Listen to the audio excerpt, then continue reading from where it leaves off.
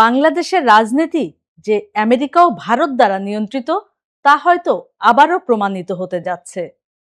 কথা কেন বলছি? বলছি যে তারেক রহমান যেমন বাংলাদেশে এসেছিলেন, তিনি যখন তার মা মৃত্যুশয্যায় ছিল, তিনি তখন ফেসবুক স্ট্যাটাসে লিখেছিলেন যে আশাটা তার উপর নির্ভর করছে না। এমন মন্তব্য দেখে আসলে দেশবাসী বেশ হতাশ হয়েছিল, বিশেষ করে সাধারণ মানুষ। তাদের আসলে জানার কথা না তার এই কথার মধ্যে তিনি কি ইঙ্গিত করেছিলেন। তবে যারা বিষয়টি বুঝেছিলেন, রাজনীতিবিদ, সাংবাদিক সহ বিশ্লেষকরা, তারা কিন্তু ঠিকই বুঝেছিলেন তিনি আসলে কি বোঝাতে চাচ্ছেন। তো সেরকমই একটা পরিস্থিতি হয়তো বাংলাদেশে আবারও এসেছে এবং এই কথাটি বলছেন যে শেখ হাসিনার প্রত্যাবর্তনটাও হয়তো তেমনই হতে পারে আমেরিকা এবং ভারতের যৌথ উদ্যোগের মাধ্যমে। কথাটি বলছেন নর্থ ইস্ট নিউজের এডিটর চন্দন নন্দী। তিনি বাংলাদেশের একজন সাংবাদিক, পূর্ণিয়ার আতিক রহমান পূর্ণিয়ার অনুষ্ঠানে এসে তিনি এমন মন্তব্যটি করলেন। এর আগে আপনারা জানেন যে সাংবাদিক গৌতম লাহিড়ী তিনি কিন্তু অনেক তথ্য আসলে বলেছেন যে এই আশার ব্যাপারে, বিশেষ করে দুদেশের যে বিষয়টি আছে সে বিষয়টি বলেছেন। উনি বেনাপোল দিয়ে আসতে পারেন, সেটিও কিন্তু উনি বলেছেন যে বেশ আগে উনাকে জানিয়েছিলেন যে বেনাপোল দিয়ে হয়তো উনি আসবেন বা উনার ইচ্ছে আছে যে পদ্মা সেতু দিয়ে টুঙ্গিপাড়া হয়ে তিনি আসবেন বাংলাদেশে, কথাটি কিন্তু বলেছেন উনার সামনে। উনি সে বিষয়গুলো কিন্তু এর আগে বলেছেন এবং ইতিমধ্যে আপনারা বিষয়টি জানেন। কিন্তু আমরা যে ব্যাপারটি আসলে চন্দন নন্দী বললেন তার ইন্টারভিউতে, চন্দন নন্দী বলছেন যে বাংলাদেশে তো আসলে বিশেষ কিছু এই তারেক রহমানের উদাহরণটাই তিনি টেনেছেন এবং বলেছেন যে এসবের মাধ্যমেই তো আসলে বাংলাদেশের যে রাজনীতি, সেই রাজনীতিটা নিয়ন্ত্রিত হয় বা হয়ে আসছে এতদিন ধরে। আমরা তো শুধু আসলে পর্দার আড়ালটা দেখি না, আমরা শুধু সামনেটাই দেখি। তবে যাই কিছু হোক সেটি হয়তো সেভাবে আসছে। কিন্তু এদিকে বাংলাদেশ সরকার যারা আছেন, সরকারের মন্ত্রীরা গতকালও একেবারে সংসদে দাঁড়িয়ে শেখ হাসিনার আসার কোনো আ মা আসলে আত্মসমর্পণের কোনো সুযোগ নেই। আসলেই তাকে জেলে যেতে হবে। আজকেও নাহিদ ইসলাম বলছেন যে তার কোনো নেই। তিনি আসার সঙ্গে, সঙ্গে আমরা ফাঁসির রায় কার্যকর করব। এরকম মন্তব্য কিন্তু করে যাচ্ছেন। আসলে বিষয়টি হচ্ছে শেখ হাসিনা আসবেন না এমনটি তারা ভেবেছিলেন। ভাবারও কারণ আছে। কারণ আপনারা জানেন যে শেখ হাসিনা মানে মাত্র ২ বছরের মাথায় যখন আসার ঘোষণা দিচ্ছেন, সেখানে তো তারা অবাকই হবে। কারণ এর আগে আমরা দেখেছিলাম যে একজন রাজনৈতিক নেতা তিনি রীতিমতো মুচলেকা দিয়ে বাংলাদেশ থেকে গিয়েছিলেন, তিনি রাজনীতি করবেন না। আবারও বলা যায় অনেকটা মীমাংসা বা আপোস করেই বাংলাদেশে এসেছেন এবং পরবর্তীতে নির্বাচনে অংশ নিয়েছেন এবং নির্বাচনে অংশ নিয়ে এখন দেশের কর্ণধার হয়ে দেশ চালাচ্ছেন। তো সেই জায়গাটি দেখলে হয়তোবা আপনার এটি মনে হবে এটি স্বাভাবিক।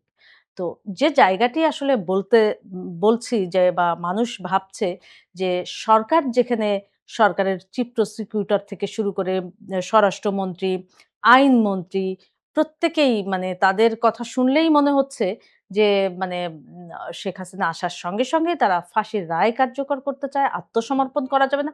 তাদের তো খুশি হওয়ার কথা যে শেখ হাসিনা ফিরে আসছে। তো সেই জায়গায় তারা এতদিন ভারতের কাছে চাচ্ছিলেন তারা, সেই চাওয়াটাও যদিও আনুষ্ঠানিক চাওয়া না, একটা লোক দেখানো চাওয়া। এখন যেহেতু চলে আসছে, এখন তাকে তো ভয় দেখাতেই হবে। সে ভয়টা দেখানো এভাবেই। কিন্তু কথা হচ্ছে যে শেখ হাসিনা ১৭ বছর প্রায় টানা দেশের প্রধানমন্ত্রী ছিলেন। এর আগেও তিনি প্রধানমন্ত্রী ছিলেন।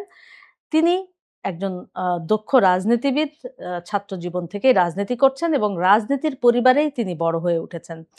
অতএব দেখা যাচ্ছে যে শেখ হাসিনাকে আসলে এসব ভয়ে ভীত করা যাবে না। আর এর আগেও নজির আছে তিনি সকল বাধা উপেক্ষা করে দেশে এসেছেন। সে নজিরও তো আছে।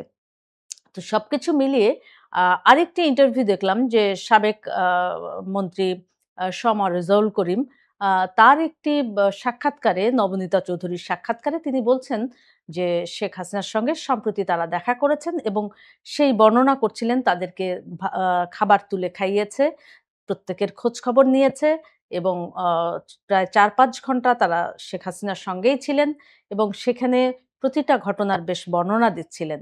তো এই যে বলা হচ্ছে রয়টার্স ইন্টারভিউ দিয়েছে কোনো মানে আ রোবট কিনা এমন কথা বলা হচ্ছে। তো যাই হোক হয়তো রোবটের সাথেই সব রেজাউল করিমরা মিটিং করেছেন।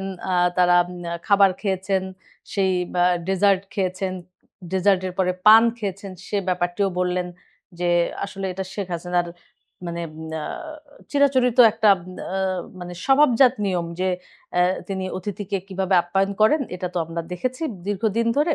তো সবকিছু মিলিয়ে এখন দেখা যাচ্ছে তাহলে, তাহলে কি আ চন্দন নন্দীর কথাই ঠিক হতে যাচ্ছে? শেখ হাসিনা কি আ আমেরিকা এবং ভারতের যৌথ উদ্যোগেই বাংলাদেশে ফিরছেন? বাংলাদেশে ফেরার পরে তার পরের ঘটনাগুলি কি হয়? সেটিও কি আসলে আ কোনো কিছু ঠিক হচ্ছে? নাকি বাংলাদেশের যে রীতি অনুযায়ী তিনি সামনে এগিয়ে যাবেন, সেটি মানে বিচার প্রক্রিয়ায় আ মাধ্যমে তিনি তার দোষ থেকে আ খালাস পাবেন?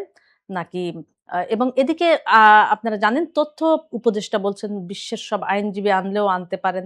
তো এখন কথা হচ্ছে যে এই যে একপাক্ষিক একটা কোর্ট আ যেখানে আ দেশীয় যে মানদণ্ড, দেশীয় আদালতে যে মানদণ্ড থাকার কথা সে মানদণ্ড পর্যন্ত ওই আদালতে নিশ্চিত নাই। এক কথায় একটা ক্যাঙ্গারু কোর্ট সব নিজেরাই আর সাবেক প্রসিকিউটর তাজুল, তাজুলের কথা তো সবাই জানেন। তাদের ঘুষ কেলেঙ্কারি থেকে শুরু করে তাদের কি না অপকর্ম আসলে ওই আদালতে তারা করেছে সে বিষয়গুলি তো আছে।